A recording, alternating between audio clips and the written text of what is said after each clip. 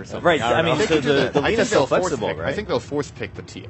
Like, I wasn't expecting it here.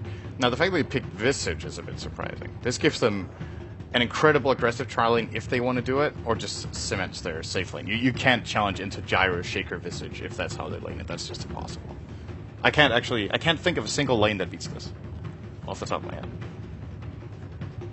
That is absolutely crazy as a trial.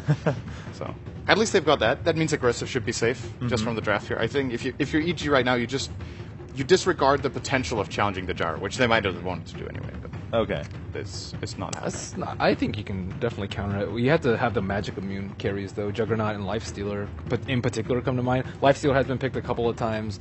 Juggernaut is underrated, I would say.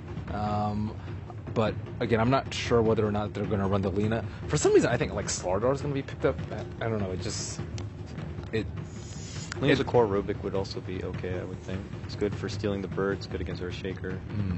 But that would add a bit of the magic, resistance. But then they go a bit hefty into the intel. Those were the days.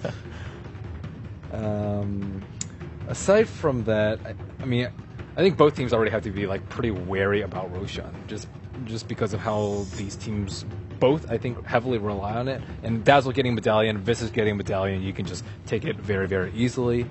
I talked about Clink's like not being a super attractive pickup for EG, but it is very good at just single targeting, focusing down the Gyro, especially when Dazzle is on your team. However, Winter Wyvern is still in the pool, but that would also force Earthshaker into an offlane role, which I'm not particularly sure that C-Deck likes.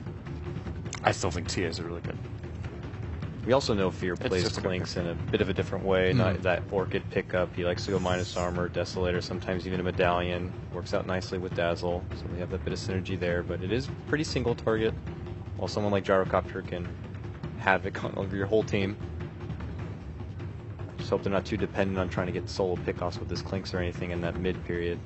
Alternatively, they wait with their mid pickup and they get something like the Clock for offlane. If it's a support Shaker, which I do think it is. Alright, that's Dark Singer instead. They have really good teamfight combo now. Vacuum into Call down, Fissure, Bird stuns if you're God tier. I like Clinks in this particular matchup just because he's super tanky. Like, if you look at C-Deck Gaming's lineup, they don't actually have any ways to kill, like, a Death-Pacted hero very easily.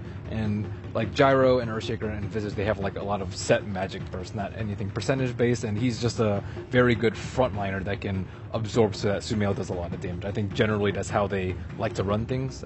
If it's not Fear or...